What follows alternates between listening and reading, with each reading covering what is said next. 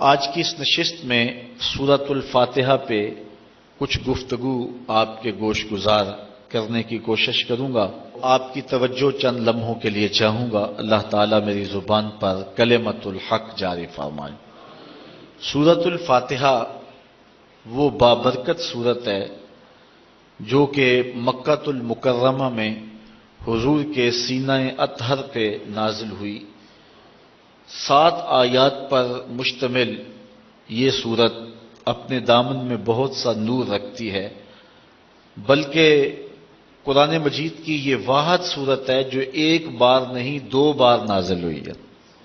اس لیے اس کو سبع مثانی بھی کہتے ہیں کہ 7 آیتیں جو 2 بار نازل ہوئیں۔ حضرت ابو سعید بن معلہ رضی اللہ تعالی عنہ جلیل القدر صحابی ہیں، نماز پڑھ رہے تھے تو حضور نے انہیں آواز دی۔ چونکہ وہ نماز میں مشغول تھے تو تھوڑی دیر کے بعد پہنچے۔ حضرت امام بخاری نے اپنی سند کے ساتھ اس روایت کو لکھا ہے۔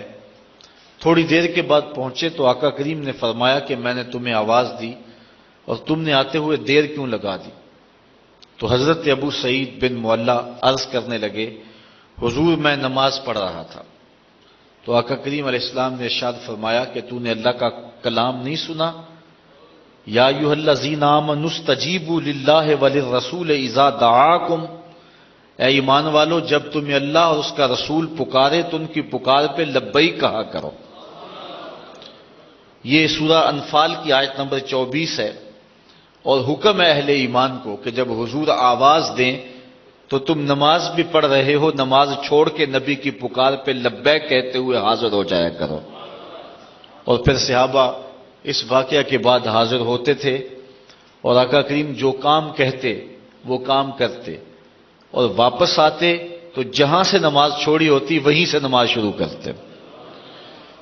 اوروں سے مخاطبہ کریں تو نماز ٹوٹ جاتی ہے، لیکن حضور علیہ السلام سے نہ کلام کرنے سے نماز ٹوٹتی ہے، نہ حضور کی خدمت میں حاضری سے نماز ٹوٹتی ہے۔ آقا کریم علیہ السلام کی خدمت میں نماز کے اندر ہی تو کہا جاتا ہے السلام علیکہ ایھا النبی۔ تو حضرت نبی رحمت صلی اللہ علیہ وآلہ وسلم نے فرمایا، اے ابو سعید بن معلہ، میں تمہیں مسجد کے نکلنے سے قبل ایک ایسی سورت بتاؤں گا جو 2 مرتبہ نازل ہوئی ہے اور جو سبع مثانی ہے۔ تو حضرت سعید بن معلہ کہتے ہیں کہ حضور نے میرا ہاتھ پکڑ لیا۔ جب ہم مسجد سے باہر نکلنے لگے تو میں نے حضور سے عرض کی، حضور آپ نے وعدہ کیا تھا کہ میں مسجد سے باہر نکلنے سے قبل آپ کو وہ سورت بتاؤں گا جس سے افضل سورت قرآن کے دامن میں کوئی اور نہیں ہے۔ تو حضور علیہ الصلوۃ والسلام نے ارشاد فرمایا، الحمدللہ رب العالمین۔ یہ سورت سبع مثانی ہے اور اس سورت سے افضل قرآن مجید کے اندر کوئی سورت نہیں ہے۔ اور حضرت ابی بن کعب رضی اللہ تعالی عنہ سے بھی اسی طرح کی ایک روایت مروی ہے جس کو امام ترمذی نے اپنی سند کے ساتھ روایت کیا ہے کہ حضور علیہ السلام نے ان کو آواز دی تو وہ بھی دیر سے پہنچے، تو حضور نے ان کو بھی یہ کہا کہ تم نے اللہ تعالیٰ کا کلام نہیں سنا؟ جب اللہ اور اس کا رسول پکارے تو پکار پہ لبیک کہا کرو۔ اور پھر حضور نے ان کو فرمایا کہ میں تمہیں ایک ایسی صورت بتاتا ہوں کہ جس جیسی صورت نہ تورات میں ہے، نہ زبور میں ہے، نہ انجیل میں ہے، اور نہ اس جیسی کوئی دوسری صورت قرآن میں بھی ہے۔ تو پھر حضور نے سورۃ الفاتحہ کا بتایا۔ یہ وہ صورت ہے جو ہر روز ہر نمازی ہر نماز کی ہر رکعت میں وقالتاً یا اصالتاً تلاوت کرتا ہے۔ اگر کوئی 5 گانا نماز پڑھنے کی توفیق رکھتا ہے تو وہ دن میں 48 مرتبہ اس سورت کو تلاوت کرتا ہے۔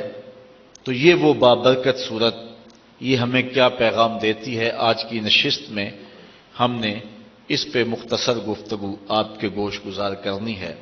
قرآن مجید کے اندر کل 114 صورتیں ہیں۔ سورہ توبہ کے علاوہ ہر سورت کے ابتدا میں تسمیہ شریف بسم اللہ الرحمن الرحیم موجود ہے۔ جو احناف کے نزدیک دو صورتوں کے فاصلے کے لیے لایا گیا ہے، جبکہ سورہ نمل میں بسم اللہ الرحمن الرحیم یہ جزو قرآن ہے۔ باقی مقامات پر صورتوں کے مابین فاصلے کے لیے اور فرق کرنے کے لیے تسمیے کو لکھا جاتا ہے اور حصول برکت کے لیے۔ اور دوسرا حضور علیہ السلام کا فرمان بھی ہے کہ ہر کام کرنے سے قبل بسم اللہ شریف کی تلاوت کا جو حکم دیا حضور نے، تو اس کی تکمیل کے لیے ہر صورت سے قبل بسم اللہ شریف کی تلاوت کی جاتی ہے۔ اسی لیے احناف نماز کے اندر تسمیے کو سرن پڑھتے ہیں، جہرن نہیں پڑھتے، اس لیے کہ یہ جزو صورت نہیں ہے۔ یہ اللہ کے بابرکت نام سے سورت کا آغاز ہو رہا ہے اور اس کی حمد بولنے کے حکم نامے سے اس سورت کے مضامین شروع ہو رہے ہیں۔ الحمدللہ رب العالمین، تمام خوبیاں اللہ کے لیے جو تمام جہانوں کا پالنے والا ہے۔ حمد کسی کے اختیاری حسن پر جو تعریف کی جاتی ہے اسے عربی میں حمد کہتے ہیں۔ کسی کے غیر اختیاری حسن اور جمال پر جو تعریف کی جائے اسے مدح کہتے ہیں، اور کسی کے اختیاری حسن پہ جو تعریف کی جائے اسے عربی میں حمد کہا جاتا ہے۔ شکر اور حمد ان میں عموم خصوص کی نسبت پائی جاتی ہے کہ ہر شکر حمد ہے لیکن ہر حمد شکر نہیں ہے۔ کسی کی نعمت کے بدلے میں جو تعریف کی جائے، خوبیاں بیان کی جائیں، وہ شکر کہلاتی ہے، اور بغیر کسی کی نعمت کے شکریہ کے طور پہ، ویسے قدر شناسی کے طور پہ جو تعریف کی جائے اس کو عربی میں حمد کہتے ہیں۔ تو یہاں حمد کا حقدار کون ہے، حمد کس کے لیے ہو، تو یہاں یہی بیان فرمایا گیا، اور قرآن مجید کے اندر متعدد مقامات پر الحمدللہ کے لفظ موجود ہیں، اور جب یہ لفظ بندے کی زبان سے نکلتے ہیں تو حضور علیہ الصلوۃ والسلام نے فرمایا قیامت کے دن یہ میزان کے پلڑے کو جھکا کے دیں گے، اتنا وزن ہوگا اور ان کا جو ہے وہ اتنا تول ہوگا۔ الحمدللہ، تمام خوبیاں اللہ کے لیے۔ لفظ اللہ ذات باری تعالیٰ کا اسم ذاتی ہے۔ اس پر علماء نے بہت لمبی گفتگو کی ہے کہ یہ لفظ مفرد ہے یا مرکب ہے۔ بعض نے کہا مفرد ہے، بعض نے کہا مرکب ہے۔ جنہوں نے کہا مفرد ہے انہوں نے یہ دلیل دی کہ جب بھی یا اللہ کہتے ہیں تو یا اور اسم جلالت کے درمیان ایہا کو نہیں لایا جاتا۔ اگر یہ مرکب ہوتا تو ایہا کو ضرور لایا جاتا۔ یہ عربی میں قاعدہ ہے کہ وہ لفظ جو مرکب ہو، معرف باللام ہو، جب اس سے قبل حرف ندا لایا جائے تو مذکر سے قبل ایہا اور مؤنث سے قبل ایتھا لاتے ہیں۔ جس طرح یا ایہا الرسول، یا ایہا النبی، یا ایہا المزمل، یا ایہا المدثر، تو یہاں مزمل کے اوپر یا مدثر یا النبی کے اوپر الف لام ہے، تو یا اور معرف باللام لفظ کے درمیان ایہا لائے، اور اگر مؤنث ہے تو ایتھا لائیں گے، یا ایتھا النفس المطمئنہ، وہاں ایتھا ہے، اور یہاں یہ لفظ نہیں لایا گیا، اور اگر اس کو لایا جائے تذکیر و تانیث کے لحاظ سے تو کفر ہوگا، لہذا یہ لفظ مفرد ہے، مرکب نہیں ہے۔ اور جو لوگ اس کو مرکب مانتے ہیں وہ کہتے ہیں کہ یہ الہن کے اوپر الف لام لگایا گیا اور پھر جو ہے وہ ایک الف کو گرایا گیا، الہ تھا تو ایک الف کو گرا دیا گیا تو اللہ بن گیا۔ لیکن ان کی دلیل یہ ہے کہ آپ نے دیکھا ہے کہ کبھی بھی لفظ اللہ کے اوپر تنوین نہیں آتی، یعنی اللہن نہیں آتا، جبکہ جو مفرد لفظ ہوتا ہے جب وہ پڑھا جائے تو اس کے اوپر تنوین آتی ہے، زیدن، زیدن، زیدن، مختلف صورتوں میں، لیکن لفظ اللہ کے اوپر کبھی بھی تنوین نہیں آتی۔ اور تنوین کے لیے معنی کیا چیز ہے؟ وہ کہتے ہیں الف لام معنی ہے، کیونکہ جس لفظ کے اوپر الف لام آ جائے اس کے اوپر تنوین نہیں آتی، لہذا یہ معرف باللام ہے اور اس وجہ سے اس کے اوپر تنوین نہیں آتی۔ اگر یہ بات ہے تو پھر اگر معرف باللام ہے تو پھر یا اور حرف جو منادہ ہے ان دونوں کے درمیان میں ایہا کیوں نہیں لائے؟ اور دوسری بات، اگر یہ مفرد ہے تو پھر دلیل یہ ہے کہ اس کے اوپر تنوین کیوں نہیں آتی؟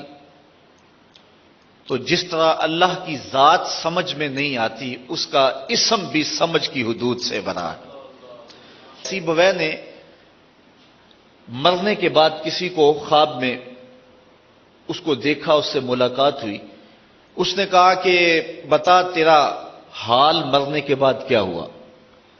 تو سیبویہ نے جو جواب دیا، میں یہ تھوڑی سی بحث کی ہے اس لفظ کے اوپر، وہ اسی لیے کی کہ سیبویہ نے جو جواب دیا ہم بھی اس کے مستحق ہو جائیں، ورنہ یہ مشکل بحث تھی، لیکن میں نے اس کے باوجود اس بحث کو چھیڑا اور دو چار باتیں اس پہ کر دیں۔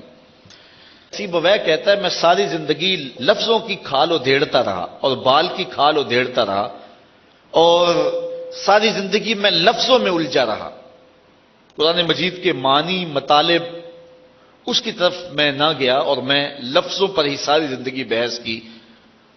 مرنے کے بعد میرے مالک نے مجھے بخش دیا، تو میں نے عرض کی کہ مالک میرا کون سا نیک عمل تھا جس کی وجہ سے مجھے بخش دیا؟ تو ارشاد ہوا کہ تو نے لفظوں پہ ساری زندگی بحث کی، یہ تیرا کوئی ایسا عمل نہیں تھا، لیکن لفظوں میں بحث کرتے کرتے میرا نام بھی اس لفظوں کے اندر آیا، لفظ اللہ۔ کسی نے کہا یہ نکرہ تھا، الف لام لگا کے معرفہ بنایا گیا، کسی نے کہا یہ علم ہونے کی وجہ سے معرفہ ہے، لوگوں نے اس پہ بحثیں کی، لیکن سیبویہ کہتا ہے کہ میں نے کہا کہ یہ پہلے ہی معرفہ تھا، لیکن اس میں جلالت ہونے کی وجہ سے اس کو مزید معرفہ کر دیا گیا، تو یہ عارف المعارف ہے، یہ معرفہ کا بھی معرفہ ہے۔ کہتا کہ میں نے اس کے بابرکت نام کو عارف المعارف کہا، تو اللہ تعالیٰ جل شانہ کو میری یہ ادا پسند آ گئی اور میری مغفرت فرما دی، اس لیے میں اس کے بابرکت نام پہ تھوڑی سی بات کی ہے کہ باوجود کہ یہ علماء کا موضوع ہے، لیکن سارے لوگ پوری توجہ سے اس گفتگو کو سن رہے تھے۔ کس لیے سن رہے تھے؟ کہ ہمارے رب کے نام پر بحث ہو رہی ہے، تو اللہ کی رحمتوں سے یہ بعید نہیں ہے کہ اللہ اس کے صدقے سے ہماری بھی مغفرت فرما دے کہ یہ اجمی لوگ ہیں لیکن میرے نام پر بحث کو غور سے سن رہے تھے، تو اللہ تعالیٰ جل شانہ اس کے صدقے ہم سب کی مغفرت فرمائے۔ تو کہا تمام خوبیاں اللہ کے لیے۔ اب یہاں الحمد کے اوپر جو الف لام ہے یہ بھی علماء نے کہا جنس کے لیے، یا الف لام جنس کا ہے یا استغراق کا ہے۔ ان دونوں صورتوں میں معنی یہ بنتا ہے کہ ہر خوبی اللہ کے لیے، یا ہر چیز جس کو خوبی کہا جا سکتا ہے وہ اللہ کے لیے، یعنی ہر کمال، ہر تعریف، ہر وصف، ہر خوبی، اس کے جتنے بھی افراد ہیں، یعنی خوبی کی جتنی بھی صورتیں اور قسمیں ہیں وہ سب اللہ کے لیے۔ اور دوسرا معنی یہ ہے کہ جسے خوبی کہتے ہیں، نفس خوبی، جنس خوبی، جنس کمال، جنس تعریف، وہ سب کے سب اللہ کے لیے، جس کی شان یہ ہے رب العالمین، جو تمام جہانوں کا پالنے والا ہے۔ کسی چیز کو اس کی استعداد ذاتیہ کے مطابق درجہ بدرجہ مرتبہ کمال تک پہنچانا ربوبیت کہلاتا ہے، یعنی جو اس کی فطری لیاقت اور استعداد ہے، جو اس کی طبع میں رکھی گئی ہے۔ کبھی ایسا نہیں ہوا کہ آپ نے ایک مرغی کو بہت سارا دانہ ڈالا ہو اور وہ بڑھتے بڑھتے اونٹ جتنی ہو گئی ہو، اور کبھی ایسا نہیں ہوا کہ ایک اونٹ کو چارہ کم ملا ہو اور وہ کمزوری کی وجہ سے مرغی کی مقدار کو پہنچ گیا ہو، ایسے نہیں ہوتا۔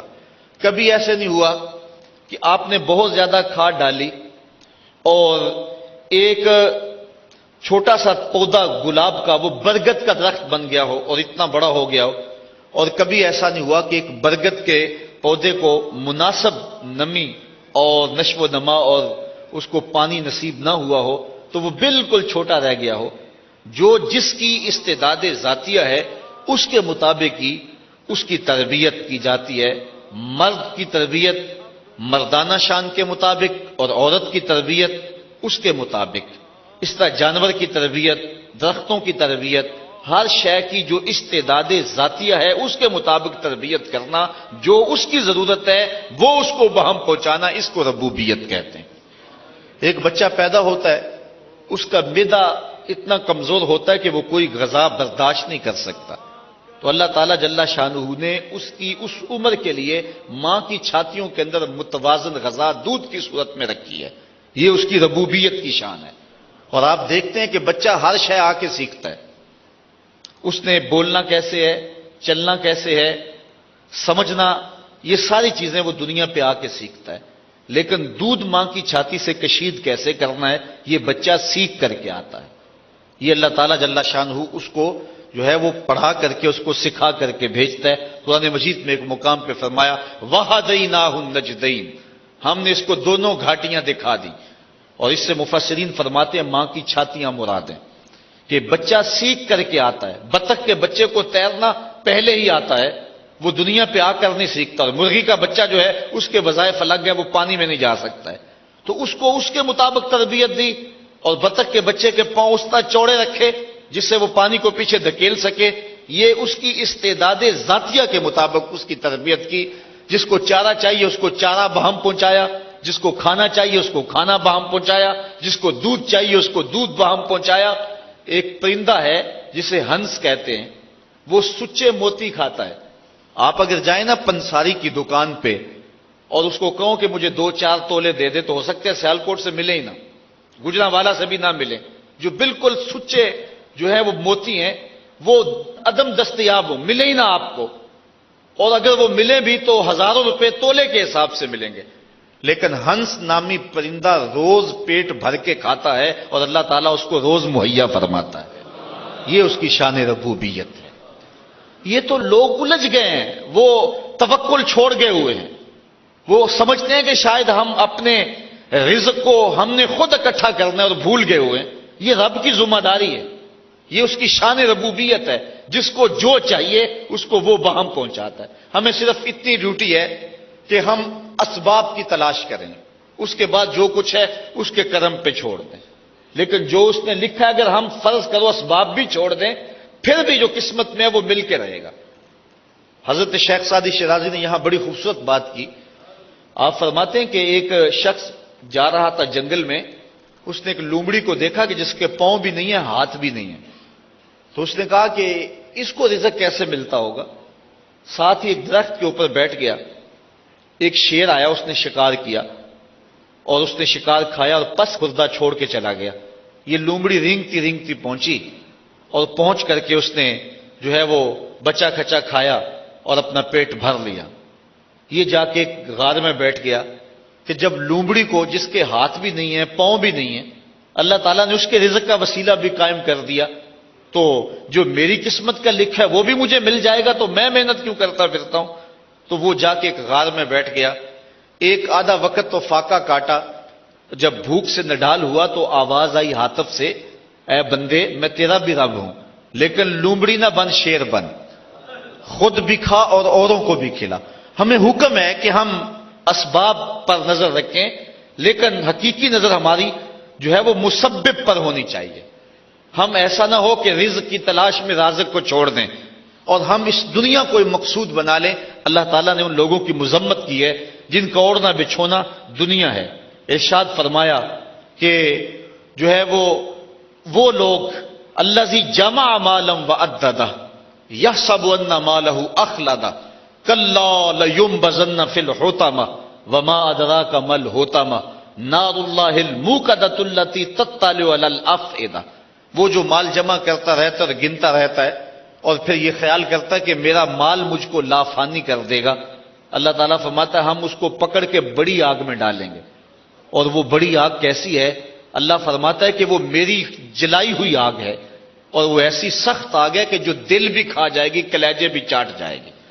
تو اس آگ میں ہم اس بدبخت کو ڈالیں گے جو رزق کی تلاش میں رازق کو بھول گیا ہوا ہے، اور جس نے رزق کو مقصود اور قبلہ جان سمجھ لیا ہے۔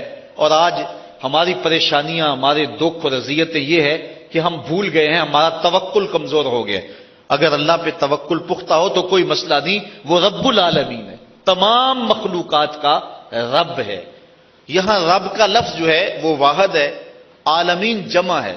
عالم کہتے ہیں ما سوی اللہ، اللہ کے علاوہ جو کچھ ہے وہ عالم ہے، اور ایک عالم کا رب نہیں ہے، تمام عالمین کا رب ہے۔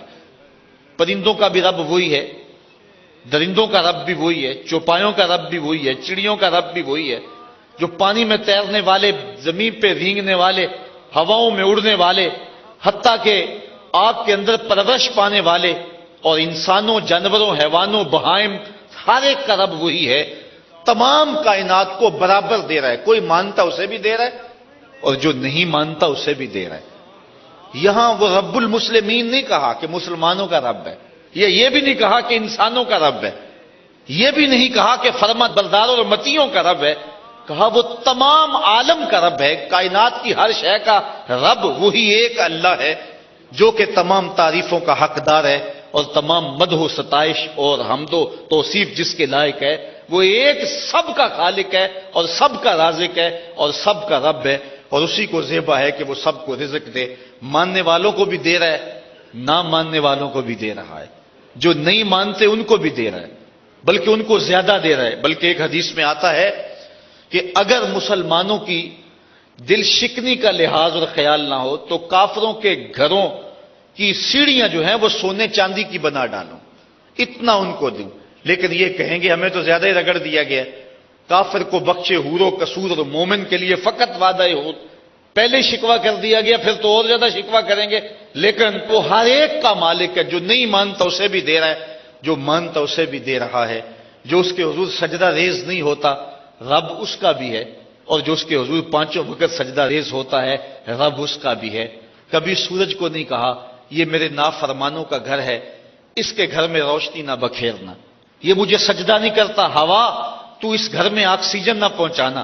کبھی چاند کو نہیں کہا تیری چاندنی فلاں کے آنگن میں نہیں اترنی چاہیے، وہ میرے نافرمانوں کا گھر ہے۔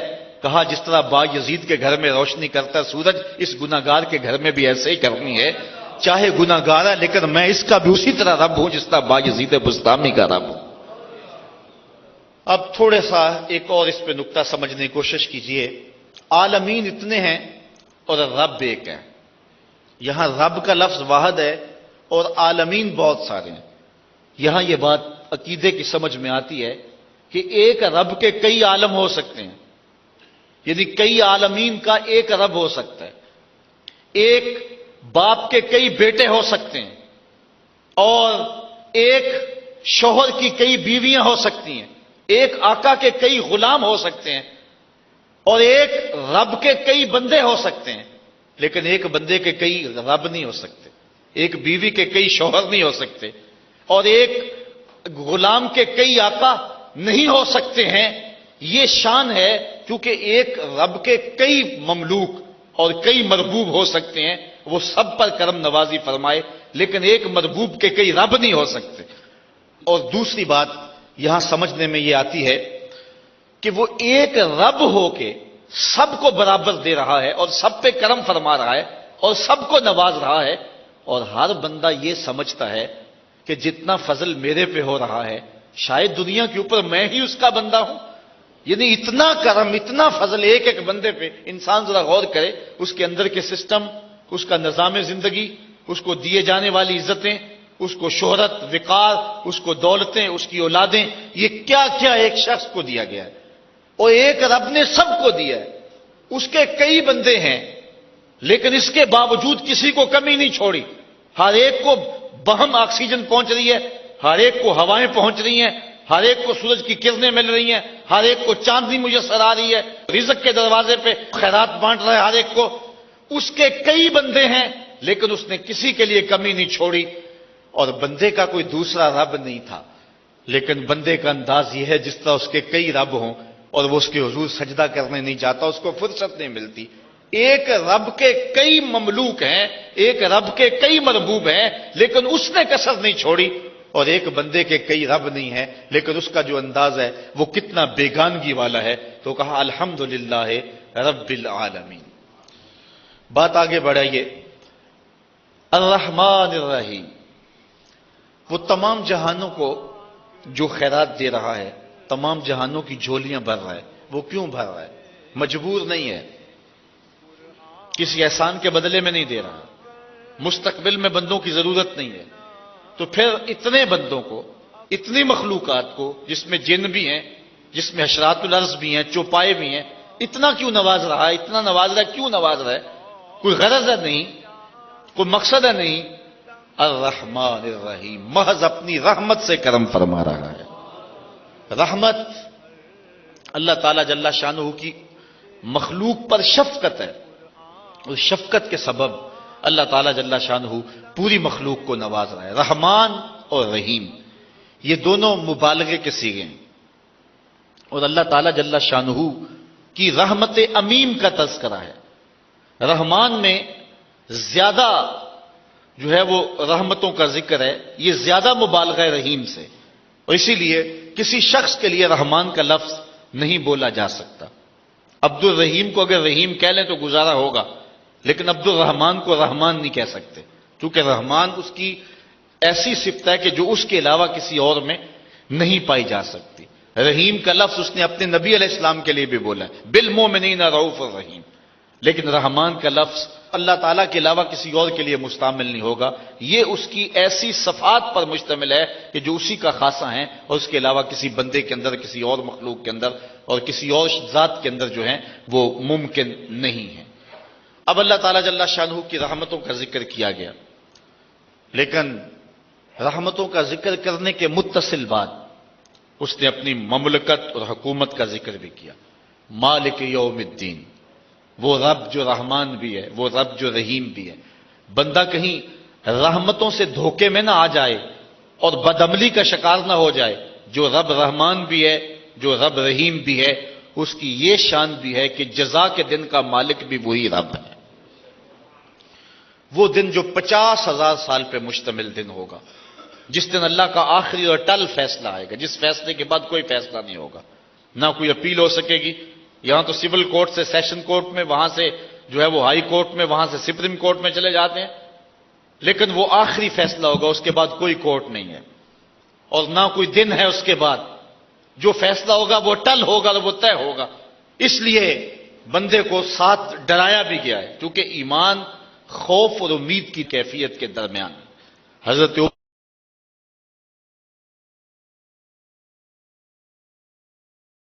شخص جہنم میں جائے گا تو میں ڈرتا ہوں کہیں وہ ایک میں نہ ہو جاؤں، اور اگر مجھے پتا چلے کہ سارے لوگ جہنم میں جائیں گے، ایک شخص جنت میں جائے گا، تو میں اللہ کی رحمت سے امید رکھتا ہوں ہو سکتا ہے وہ ایک میں ہی ہو جاؤں۔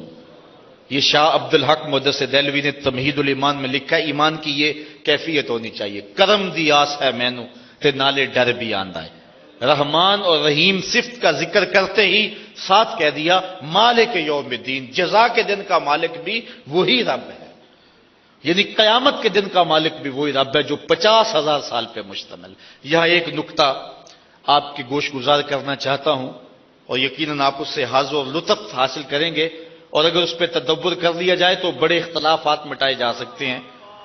اللہ تعالیٰ جل شانہ نے یہاں اپنی صفت بیان کی کہ وہ جزا کے دن کا، یعنی قیامت کے دن کا مالک ہے۔ جو باقی دن ہیں ان کا مالک کون ہے؟ یقیناً ان کا مالک بھی اللہ ہے۔ ہفتے کے دن کا، اتوار کے دن کا، جمعے کے دن کا، عید کے دن کا، عاشورے کے دن کا، سارے دنوں کا مالک وہ ہے۔ لیکن جب اس نے اپنا تعارف کروایا ہے تو تعارف میں مالک یوم الدین، جزا کے دن کا مالک ہونا بتایا۔ تو یہ ایک اصول سمجھ لیں، اور اس اصول کو سمجھنے سے بہت کچھ سمجھنا ہوگا۔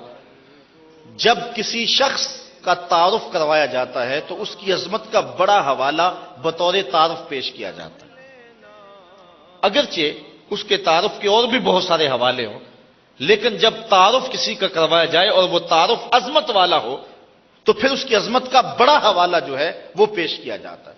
ایک معمار ہے، جس نے مینار پاکستان بنایا ہے، پارلیمنٹ ہاؤس بھی اسی نے بنایا ہے، بڑے بڑے عالی نصب پلازے اس نے بنائے، تو وہ اتفاق سے آپ کے محلے میں رہتا تھا۔ ایک دن چھٹی پہ آیا ہوا تھا، آپ نے کہا تھا ہماری گلی کا پانی نہیں نکلتا، اس نے کہا یہ جو نالی جا رہی ہے پانی والی، اس کا لیول ٹھیک نہیں ہے، تم 2 نوجوان بلاؤ نا تو یہ اس کی اینٹیں کھیڑ دیں، میں ایسی ترتیب سے لگا دوں گا کہ پانی ایک قطرہ بھی نہیں ٹھہرے گا۔ تو آپ نے اینٹیں کھیڑ دیں، اس نے ترتیب سے سلیقے سے لگا دی، اب پانی کا ایک قطرہ بھی نہیں ٹھہرتا۔ تو جس نے مینار پاکستان بنایا ہے، جس نے پارلیمنٹ ہاؤس تعمیر کیا، بڑے عالی نصب پلازے بنائے ہیں، اس نے آپ کے محلے کی اس نالی کو بھی بنایا ہے۔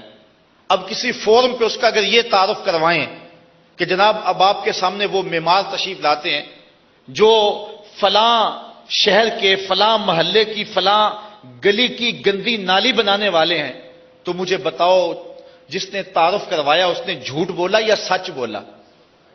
جھوٹ تو نہیں بولا، لیکن یہ اس کا تعارف کروایا یا اس کے تذلیل کی؟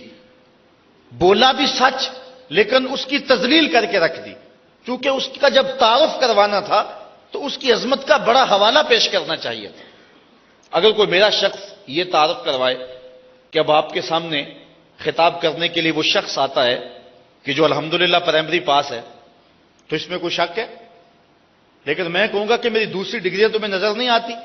جب پرائمری پاس ہونے کے حوالے سے میرا تعارف کروایا جائے گا تو سامعین کے ذہن میں یہ بات آئے گی کہ اس کے تعلیم کا معیار یہی ہے، اس سے آگے کچھ نہیں ہے، تو یہ میں غصہ کر جاؤں گا کہ یہ میرا تعارف نہیں کروایا جا رہا، یہ میری تذلیل کی جا رہی ہے۔ اس لیے یہ اصول ہے، جب کسی شخص کا تعارف کروایا جائے تو اس کی عظمت کا بڑا حوالہ پیش کیا جاتا ہے، چھوٹے حوالے سے تعارف نہیں کروایا جاتا۔ اسی لیے حضرات علماء نے کہا کہ جس نے کہا میں خنزیر اور کتے کے رب کی قسم کھاتا ہوں، اس نے اللہ کی توہین کی ہے۔ مجھے بتاؤ خنزیر اور کتے کا رب کون ہے؟ یقیناً اللہ ہے، اس میں تو کوئی شک نہیں ہے۔ لیکن جس نے یہ تعارف کروایا کہ میں لیٹرین کی گندی اینٹوں کے رب کی قسم کھاتا ہوں، تو بتاؤ اس نے اللہ کی توہین کی یا اللہ کا تعارف کروایا؟ قسم کھائی اللہ کی، لیکن اس نے کہا میں اپنے گھر کی لیٹرین کی گندی اینٹوں کے رب کی قسم کھاتا ہوں، اس نے توہین کی۔ علماء کہتے ہیں کافر ہو گیا، جبکہ ان اینٹوں کا رب اللہ ہے، لیکن اس کے باوجود علماء کہتے ہیں کافر ہو گیا، اس لیے کہ اس نے توہین کی ہے، اس نے تذلیل کی ہے۔ اس نے یہ کیوں کہا کہ میں اپنے گھر کی لیٹرین کی گندی اینٹوں کے رب کی قسم کھاتا ہوں؟ اس نے یہ کیوں نہیں کہا کہ میں کعبے کے رب کی قسم کھاتا ہوں؟ اس نے یہ کیوں نہیں کہا میں محمد عربی کے رب کی قسم کھاتا ہوں؟ اس کو یوں کہنا چاہیے تھا یہ عظمت تھی۔ اب بات سچی ہے لیکن توہین ہو گئی۔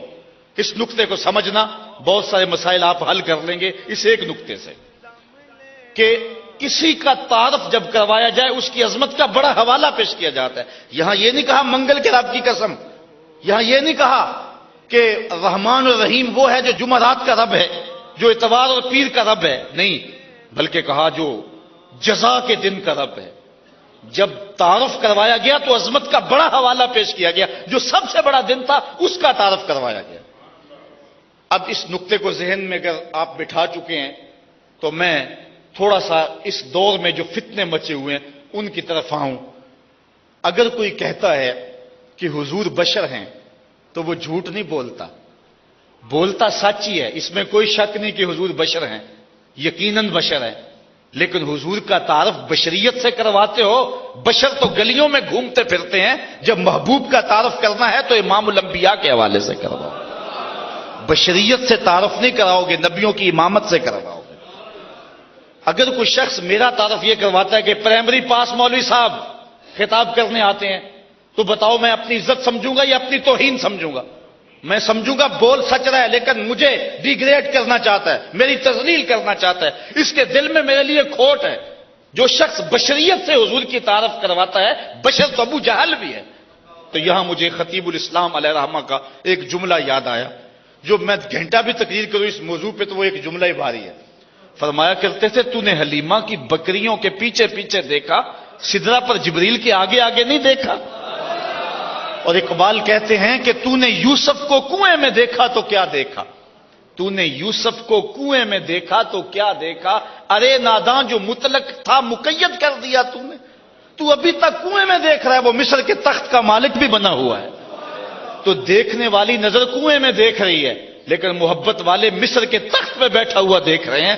تو اپنا اپنا دیکھنے کا انداز ہے، اپنا اپنا سوچنے کا انداز ہے، اپنا اپنا دیکھنے کا انداز ہے. اس لیے جب کسی کا تعارف کروایا جائے اس کی عظمت کو بیان کرنے کے لیے تو کسی کی عظمت کا بڑا حوالہ پیش کیا جاتا ہے، چھوٹا حوالہ تعارف میں پیش نہیں کیا جاتا. اگر گندی نالی سے معمار کا تعارف کروائیں تو یہ بات سچ ہوگی لیکن تعارف نہیں ہوگا. اب بلا اس سے کوئی گھر تعمیر کروائے گا جس کا تعارف آپ گندی نالی سے کر رہے ہیں؟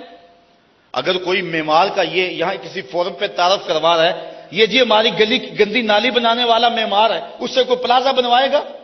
اس سے کوئی مسجد تعمیر کروائے گا کہ اس سے ہم نے کیا کروانا ہے؟ لیکن اگر اس کا تعارف مینار پاکستان سے کروائیں گے تو اس کو کام ملے گا. تو تعارف جو ہے وہ عظمت کے حوالے سے کروائیں گے. اگر بشریت کے حوالے سے نبی کا تعارف کریں گے تو لوگوں نے نبی کی اطاعت کیوں کرنی ہے؟ آؤ نبی کا تعارف کروانا ہے تو امام الانبیاء کی حیثیت سے کرواؤ. نبی کا تعارف کروانا ہے تو اس انداز سے نہ کرواؤ کہ وہ گلیوں میں گھومتے تھے. انگلی کا تعارف کروانا ہے تو اس انداز سے نہ کرواؤ کہ اس انگلی کو پسینہ آ جاتا تھا اور اس انگلی سے روٹی کے ٹکڑے توڑتے تھے. اس انداز سے انگلی کا تعارف کرو، یہ اٹھاتے تھے چاند کے ٹکڑے ہوتے تھے. اگر سینے کا تعارف کروانا ہے تو علم نشرہ کے حوالے سے کرواؤ. آنکھ کا تعارف کروانا تو ما زاغل بصر کے حوالے سے تعارف کرواؤ. اللہ اکبر. تو یہ ہے ایک انداز. تو کہا مالک یوم الدین، وہ رب جو رحمان اور رحیم ہے اس کی شان یہ ہے کہ جزا کے دن کا مالک بھی وہی رب ہے. ایاک نعبد و ایاک نستعین، ہم تیری ہی عبادت کرتے ہیں اور تجھ ہی سے مدد چاہتے ہیں.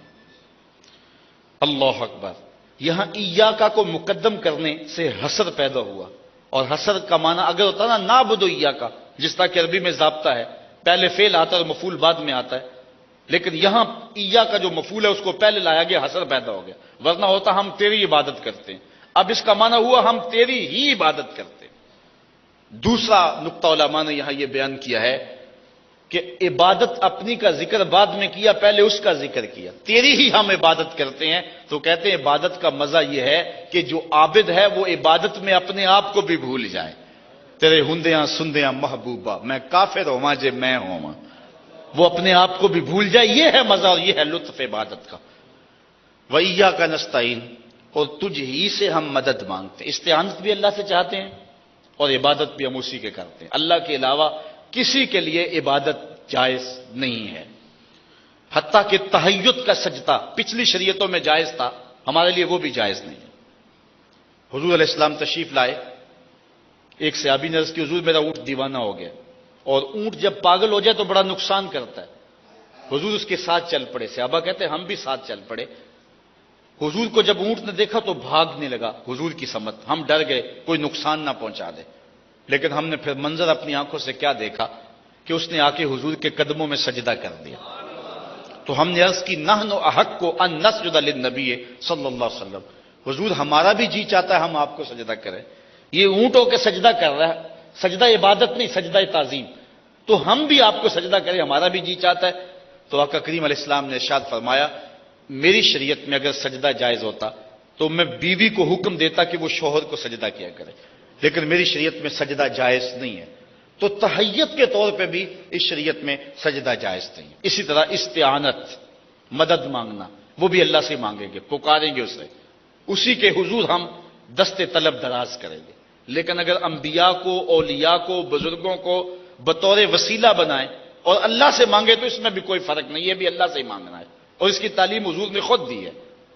ابن ماجہ میں روایت ہے، ترمذی میں روایت ہے، اور اس کے علاوہ درجنوں کتب میں روایت. حضرت عثمان بن حنیف روایت کرتے ہیں آنکھوں سے نابینا تھا، اور عرض کی کہ حضور جو ہے وہ مجھے جو ہے وہ آنکھیں چاہیے. تو آقا کریم نے فرمایا اگر تو صبر کرے تو تیرے لیے بہتر ہے. اس نے کہا کہ نہیں میں صبر نہیں کر سکتا. ایک خاتون حضور کی خدمت میں آئی جس کو مرگی کے دورے پڑتے تھے. اس نے حضور سے کہا حضور میرے لیے دعا کریں، مجھے مرگی کے دورے پڑتے ہیں، میں بے ہوش ہو جاتی ہوں، عورت ذات ہوں، پردہ اور سطر بھی کھل جاتا، بال کھل جاتے ہیں، تو میرے لیے دعا کریں کہ مجھے مرگی کے دورے نہ پڑیں. تو حضور نے فرمایا اگر تو کہے تو دعا کر دیتا ہوں، اور اگر تو صبر کرے تو جنت کا وعدہ دیتا ہوں. اس نے کہا ٹھیک ہے مجھے جنت والا وعدہ قبول ہے، ٹھیک ہے مجھے جنت والا وعدہ قبول ہے. لیکن اتنی دعا کر دے جب میں گروں تو میرا سطر نہ کھلے. تو حضور نے یہ دعا کر دی. اور محدثین شارحین فرماتے ہیں جب وہ گرتی تھی سطر نہیں کھلتا تھا, اللہ نے ایک فرشتہ مقرر کیا تھا جو اس کے سطر کی حفاظت کرتا تھا. اس عورت کو حضور نے کہا کہ اگر تو کہے تو جنت, اور اگر تو کہے تو تیرے لیے دعا کر دیتا ہوں بیماری ختم. اس عورت نے جنت والا وعدہ قبول کر لیا. اس صحابی کو بھی حضور نے یہی کہا اگر تو صبر کرے جنت, نہیں تو ٹھیک ہے تجھے آنکھیں مل جاتی ہیں. اس نے کہا نہیں مجھے تو آنکھیں چاہیے. اس نے صبر کر لیا, اس نے نہ کیا, کیوں, وجہ کیا ہے؟ تو جو میری بات سمجھ میں آتی ہے وہ یہ, اس نے صبر اس صحابی نے نہ کیا, اس نے کہا نہیں مجھے تو آنکھیں چاہیے. اس کا تو کام بنتا تھا, جنت مل گئی اور آنکھیں بھی تھی, حضور کو دیکھتی بھی تھی. اس بیچارے کی آنکھیں نہیں تھی. اس نے کہا مجھے آنکھیں چاہیے, میں نے تو آپ کو دیکھنا ہے. تو حضور نے فرمایا کہ وضو کر, 2 نفل پڑھ. اس کے بعد حضور نے دعا تجویز کی, اور اس دعا کے لفظ ہیں اللہم انی اسألک بحق کے نبی کا, اے اللہ میں تیری بارگاہ میں تیرے نبی کے وسیلے سے دعا مانگتا ہوں. یہ حضور نے اس کو دعا خود تعلیم دی, اور وہ جا کے حضور علیہ الصلوۃ والسلام کے بتائے ہوئے طریقے کے مطابق اس نے دعا مانگی. نوافل پڑھنے کے بعد صحابہ کہتے ہیں ہم موجود تھے جب واپس پلٹا تو آنکھوں میں روشنی آ چکی تھی. تو اس لیے استعانت کے یہ خلاف نہیں ہے کہ کسی بزرگ, کسی اللہ والے, کسی نبی کا وسیلہ ڈال دیا جائے, بلکہ اگر حضور کا وسیلہ ڈالا جائے تو کرم اور دوبالا ہوتا ہے. حضرت آدم سے وہ دانہ کھایا گیا تھا, پھر کتنا عرصہ روتے رہے. پھر ایک دن کہا, حضرت امام حاکم نے اپنی مستدرک میں بخاری اور مسلم کی شرط پہ یہ حدیث لکھی ہے, کہا کہ اے اللہ میں اس نبی محمد عربی کے صدقے تیری بارگاہ میں توبہ کرتا ہوں. اللہ تعالیٰ فرمایا آدم تیری توبہ قبول کر لی, پہلے بتا میرے محمد کو جانتا کیسے. تو حضرت آدم علیہ السلام نے عرض کی مالک جب تو نے مجھے پیدا کیا میرے میں روح پھونکی, میری نظر اٹھی تو فراز عرش پہ پڑی, میں نے تیرے نام کے ساتھ اس کا نام لکھا ہوا دیکھا تھا, اس لیے میں نے اس کا وسیلہ ڈال لیا. کہا جا تیری خطا سے درگزر فرما لیا. اللہ اکبر. تو یہ ہے جو ہے وسیلے کا تصور, اور یہ استعانت کے خلاف نہیں, یہ اللہ سے استعانت کرنا ہے. ہاں اگر کوئی شخص کسی بزرگ کو, کسی ولی کو یا کسی نبی کو مستقل بذات مانتا ہے اور وہ کہتا ہے کہ یہ میں اس سے ڈائریکٹ لوں اور یہ اللہ کا محتاج نہیں ہے, اللہ نہ بھی چاہے تو یہ دے سکتا ہے, تو وہ زندیق کافر دارہ اسلام سے خارج ہے. لیکن ایسا کوئی بھی نہیں کرتا. تو استعانت اس معنی کے اندر جو ہے وہ جائز ہے. تو ایاک نعبد و ایاک نستعین. اب بات ہے تھوڑی سی لمبی اور میں نے اس کو سمیٹنا بھی ہے. یہ جو سورۃ الفاتحہ ہے, پورا جو قرآن ہے اس کا نچوڑ سورہ فاتحہ ہے, اور یہ ایک دعا ہے. اور دعا مانگنے کا اسلوب کیا ہے, دعا مانگنے کا طریقہ کیا ہے, کسی سے مانگنے کا طریقہ کیا ہے؟ 2 طریقے ہیں. ایک تو سادہ کسی سے جا کے ڈائریکٹ مانگنا شروع کر دو کہ مجھے یہ چاہیے, مجھے یہ چاہیے, ایک طریقہ یہ ہے. اور دوسرا طریقہ یہ ہے جو مہذب ترین طریقہ کہلاتا ہے, جو کسی کی سخاوت کو اپنی طرف مائل کرنے کا طریقہ ہے. جس سے مانگنا ہے پہلے اس کی تعریف کرو, پھر اس کی نرم دلی کا تذکرہ کرو, پھر اس کے مال و دولت کا ذکر کرو کہ میں کسی کنگال سے نہیں مانگ رہا, پھر اس کے بعد اپنی اس کے ساتھ جو وفاداری کا تعلق ہے اس کو بیان کرو, پھر جھولی پھیلاؤ, پھر جو ہے وہ دینے والا تمہاری جھولی بھر دے گا. یعنی 2 طریقے, ایک ڈائریکٹ آپ سے مانگتا ہے اور ایک جو ہے وہ پہلے تعریف کرتا ہے.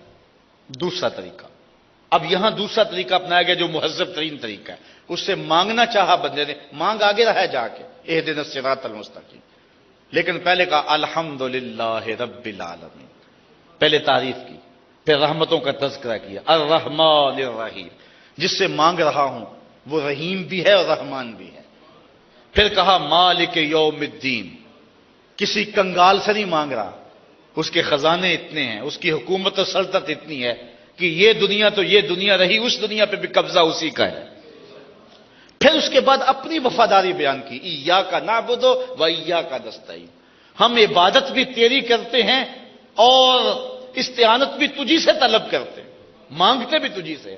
دیکھو نا, ایک سائل ہے جو لاری اڈے پہ اترا, ایک ایک دکان پہ مانگتا مانگتا آپ کی دکان پہ بھی آ گیا, آپ کے سامنے بھی اس نے ہاتھ پھیلایا, مانگا اس طریقے سے, جو ابا و اجداد سے شروع ہوا, شانے بیان کرنے لگا, جھولی پھیلا دی. آپ اس کو جو ہے وہ 2 روپے 4 روپے 10 روپے دیں گے یا مٹھی آٹے کی ڈال دیں گے, آپ کو پتا ہے کہ آدھا شہر مانگ آیا ہے، آدھا جا کے اس نے آگے مانگنا ہے، تو اس کو اس حساب سے دیں گے کہ 10 روپے دے دیں گے۔ لیکن اگر کوئی سائل ہو جو لاری اڈے سے اتر کے سجی ہوئی دکانیں چھوڑ کے صرف آپ کے پاس آئے اور کہے پیچھے بھی شہر چھوڑ آیا ہوں، آگے بھی شہر پڑا ہوا ہے، لیکن میں نے کسی در پہ نہیں جانا، میں تم ہی سے لینا ہے، تو پھر بتاؤ تم اسے مٹھی آٹے کی دو گے، 10 روپے دو گے، یا اس کی ضرورت پوری کرو گے؟ یہاں بندہ کہہ رہا ہے ایاک نعبد و ایاک نستعین، مالک نہ کسی اور سے مانگتا ہوں نہ کسی اور کے آگے سر ٹیکتا ہوں، میں مانگتا بھی تجھ سے ہوں، پوچھتا بھی تجھے ہوں۔ اور پھر تعریفیں کر کے مانگتا کیا ہے، مانگتا کیا ہے، سوال کیا کرتا ہے؟ اہدنا الصراط المستقیم، کتنی اہم چیز ہے جس کے لیے اتنی لمبی تمہید باندھی۔ جو بندہ طلب کرتا ہے روزانہ، ہر نمازی ہر نماز کی ہر رکعت میں مانگتا ہے، اپنے رب سے سوال کرتا ہے اہدنا الصراط المستقیم، اے اللہ مجھے سیدھی راہ پہ چلا دے۔ بعض نے اس کا ترجمہ لکھا ہے کہ ہمیں سیدھی راہ دکھا دے۔ اگر اس کا یہ ترجمہ ہے تو جس نے نماز کے لیے وضو کیا ہوا ہے، مصلی پہ کھڑا ہے، قبلہ رخ کھڑا ہے، اس نے ابھی تک دیکھا ہی نہیں ہے۔ دیکھا ہے تو نماز کے لیے آیا ہے نا، دیکھا ہے تو رکوع و قیام کر رہا ہے نا، دیکھا ہے تو وضو کیا ہوا ہے نا۔ تو یہاں دیکھنے کے معنی میں نہیں ہے، ارات الطریق کے معنی میں نہیں ہے، یہاں اصال الی المطلوب کے معنی میں ہے۔ یہ معنی ہے ہدایت کے، ہدایت کا معنی ارشاد بھی ہے، ارات الطریق دیکھنا۔ آپ سے کسی نے پوچھا میں فلان جگہ پہ جانا ہے، آپ نے کہا سیدھے ہو جائیں، دائیں ہو جانا، آگے چوک آئے گا تو بائیں مڑ جانا، پھر اس سے بعد سیدھے ہو جانا، پھر گلی آئے گی، آگے ایسے ہو جانا۔ اس طرح آپ نے اس کو، یہ ہے ارات الطریق، اس میں بھٹکنے کا اندیشہ ہے، راستہ گمنے کا اندیشہ ہے۔ اور دوسرا یہ ہے آپ سے کسی نے راستہ پوچھا، آپ نے اس کا بازو پکڑا، جہاں جانا تھا وہاں پہنچا دیا، اس میں بھٹکنے کا اندیشہ باقی نہیں رہتا۔ تو بندہ یہ نہیں کہتا مجھے راستہ دکھا دے، کہا مالک دیکھا تو ہے لیکن راستے میں شیطان کھڑا ہے، میری منزل مار لے گا، تو دستے کرم بڑھا، اہدنا الصراط المستقیم، مجھے منزل پہ پہنچا دے۔ یہ ہے مفہوم اہدنا الصراط المستقیم۔ تو جب یہ سوال کیا تو پھر منزل مل گئی، صراط الذین انعمت علیہم، کہا راستہ ان لوگوں کا جن پر تیرا انعام ہوا۔ میرے انعام یافتہ بندے، اللہ کے انعام یافتہ بندے کون ہیں؟ خود فرماتا ہے، نبی ہیں، صدیق ہیں، شہید ہیں، صالحین، یہ 4 گروہ انعام یافتہ ہیں۔ ان کا راستہ مل گیا تو پھر ہدایت مل گئی، ان کی راہ قدم مل گئی، نقوش پا مل گیا تو پھر ہدایت مل گئی۔ اگر ان کا راستہ نہیں ملا تو پھر ہدایت نہیں ملی۔ لیکن آگے پھر فرمایا غیر المغضوب علیہم ولا الضالین، گمراہوں کا نہ دکھانا اور جن پر تیرا غضب ہوا ہے ان کا راستہ نہ دکھانا، یعنی انعام بھی ہوا ہو غضب بھی نہ ہوا ہو۔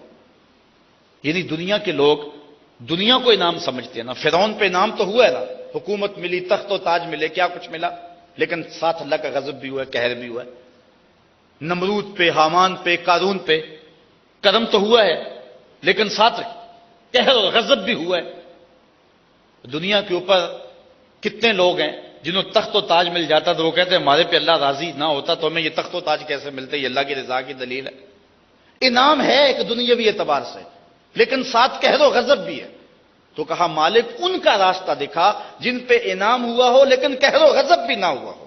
کچھ لوگ ہیں انعام ہوا ہے لیکن ساتھ قہر و غضب بھی ہوا ہے، ہمیں ان لوگوں کا راستہ دکھا جن پہ انعام بھی ہوا ہو، قہر و غضب بھی نہ ہوا ہو۔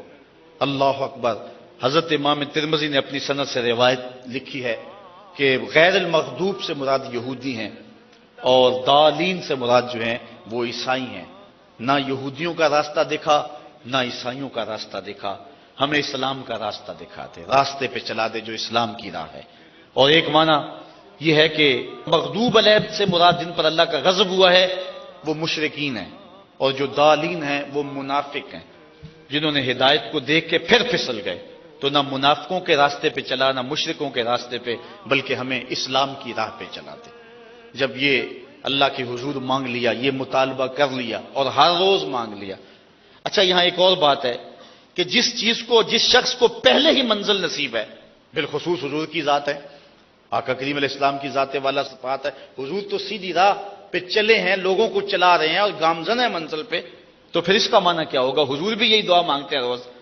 تو علماء کہتے ہیں کہ اس کا مفہوم یہ ہوگا اس راستے پہ استقامت نصیب فرما دے۔ جو صالحین ہیں، جو نیک لوگ ہیں، وہ یہ مانگتے ہیں مالک تو نے سیدھا راہ دکھایا ہے، اس راہ پہ چلایا ہے، کرم نوازی کی ہے، منزل دکھائی ہے، منزل پہ پہنچایا ہے، لیکن ہمارا خاتمہ بس اسی راستے پہ ہو جائے، کہیں ایسا نہ ہو ہم بھٹک جائیں، کیونکہ اتنے لوگ ہیں دنیا کے اوپر جو آخر پہ پہنچے بھٹک گئے۔ امام بخاری نے کتاب الایمان میں روایت درج کی ہے، ایک تابعی کہتے ہیں میں 30 صحابہ سے ملا ہوں اور میں نے ہر ایک کو سخت فکر مند خاتمے کے بارے میں پایا، ہر بندہ کہتا تھا بس خاتمہ ٹھیک ہو جائے۔ رنگا رنگ سہیلیاں پرن کڑے، پر پریا اس دا جانیے جس دا توڑ چڑھے۔ کتنے لوگ ہیں کہ جو درجہ کمال تک پہنچے ہوتے ہیں آخر خراب ہو جاتا ہے، اس لیے فرمایا انما الاعمال بالخواتیم، اعمال کا دار و مدار حسن خاتمہ پہ ہے۔ بلم بن بورا کی مثال ہمارے سامنے، مستجاب الدعوات ولی تھا بنی اسرائیل کا، جب دعا کے لیے ہاتھ اٹھاتا تو منہ پہ ہاتھ بعد میں پھیرتا، قبولیت پہلے ہو جاتی، اتنا مستجاب الدعوات تھا، لیکن پھر بھٹکا بہکا، آخر خراب ہو گیا۔ اسی کے بارے میں قرآن میں ہے مثلہ کمثل الکلب، اس کی مثال کتے کی مثال ہے، زبان لٹک گئی، جس طرح کتا زمین چاٹتا ہے وہ چاٹتا تھا، چونکہ حضرت موسیٰ علیہ السلام کے خلاف بد دعا کرنے لگا لیکن اپنے خلاف نکل آئی۔ اب تھا مستجاب الدعوات اور زمرہ اولیاء میں اس کا شمار تھا، خود ابلیس دیکھ لے، شیطان دیکھ لے، معلم الملکوت تھا، فرشتوں کا استاد تھا، لیکن کہاں سے گرا اور کہاں پہنچا۔ اب جتنی دیر تک ہم اس پہ لعنت نہیں کر لیتے، تلاوت قرآن کی شروع نہیں کرتے، تھا کس مقام پر، گیا کہاں۔ اسی لیے میاں صاحب بولے پڑھنے اتے مان کرینا تے نہ آکھی میں پڑھیا، او جبار کہار صداوے متا روڑ دے وے دودھ کڑیا۔ اس لیے روز مانگتے ہیں اہدنا الصراط المستقیم، اے میرے مالک اگر ہمیں سیدھی راہ پہ گامزن کیا ہے تو ہمارے پاؤں پھسلنے نہ پائیں، ہمیں منزل مقصود پہ پہنچا دے۔ حضرت بایزید سے کسی بڑھیا نے پوچھا حضرت ایک مسئلہ تو بتائیں، میرے گدھے کی 2 مچھی ہے یا آپ کی داڑھی اچھی ہے؟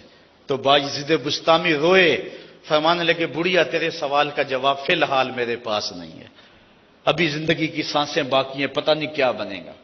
خیر بایزید کا انتقال ہو گیا، بڑھیا کو خواب میں ملے، اس نے کہا حضرت سنائیے، کہا اللہ کا شکر ہے میرا خاتمہ ایمان پہ ہو گیا، اب تیرے گدھے کی دم کو میری داڑھی سے کیا نسبت ہو سکتی ہے؟ بڑھیا نے کہا بتائیے آپ کے رب نے آپ کے ساتھ سلوک کیا کیا؟ یہ بات سنے اور ٹھنڈے ہو کے گھروں کو جائیں۔ حضرت بایزید بستامی کہتے ہیں جب میں اس کے روبرو پیش ہوا تو میرے مالک نے کہا اے بوڑھے بتا میرے پاس کیا لے کر آیا، 72 سال کی عمر میں انتقال ہوا تھا، آواز آئی ہے بوڑھے بتا میرے پاس کیا لے کر آیا ہے؟ تو کہتے ہیں میں نے آگے سے کہا مالک بادشاہوں کی چوکھٹ پہ فقیر آئیں تو بادشاہ فقیروں کو یہ تو نہیں کہتے کیا لے کر آئے ہو، شہنشاہ تو فقیروں کو یہی کہتے ہیں کیا لینے آئے ہو، میں لے کر کچھ نہیں آیا، تیری رحمت لینے آیا ہوں، اللہ تعالیٰ نے بغیر حساب کے میری مغفرت فرمائی۔ آمین۔ جب یہ صورت مکمل ہوتی تو حضور آمین پکارتے، اس کا معنی ہے اللہ ہماری دعا قبول کر لے، اللہ مجھے آپ کو